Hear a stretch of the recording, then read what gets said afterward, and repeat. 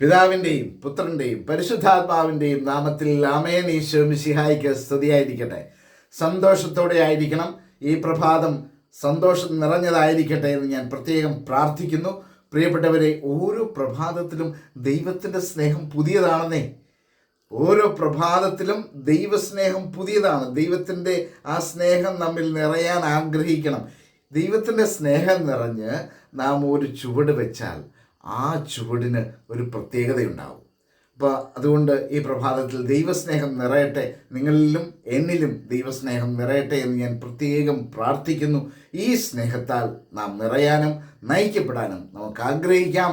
So smile and start your day with Jesus.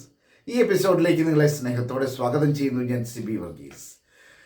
പ്രിയപ്പെട്ടവരെ, ഇന്നലെ പഠിച്ച വചനം സങ്കീർത്തന പുസ്തകം. ഇന്നലെ നാം പഠിച്ചത് സങ്കീർത്തന പുസ്തകം, the book of psalms, chapter 16 verse 8, 16 അധ്യായം 8 വചനമായിരുന്നു. അതിങ്ങനെയാണ്: കർത്താവ് എപ്പോഴും എൻ്റെ കൺമുൻപിലുണ്ട്. കർത്താവ് എപ്പോഴും എൻ്റെ കൺമുൻപിലുണ്ട്. അവിടുന്ന് എൻ്റെ വലതുഭാഗത്തുള്ളതിനാൽ, എവിടെ? എൻ്റെ വലതുഭാഗത്തുള്ളതിനാൽ ഞാൻ കുലുങ്ങുകയില്ല. സ്ട്രോങ് ആയിരിക്കും അല്ലേ? കർത്താവ് എപ്പോഴും എൻ്റെ കൺമുൻപിലുണ്ട്, അവിടുന്ന് എൻ്റെ വലതുഭാഗത്തുള്ളതിനാൽ ഞാൻ കുലുങ്ങുകയില്ല. ഇന്ന് നാം പഠിക്കുന്നത് വിശുദ്ധ പൗലോസ്ലീഹ റോമാക്കാർക്ക് എഴുതിയ ലേഖനം 12 അധ്യായം 9 വചനമാണ്. The letter of Saint Paul to the Romans chapter 12 verse 9.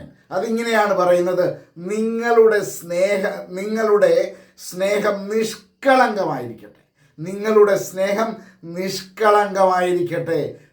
പിന്നെ പറയുകയാണ്: തിന്മയെ ദ്വേഷിക്കുവിൻ.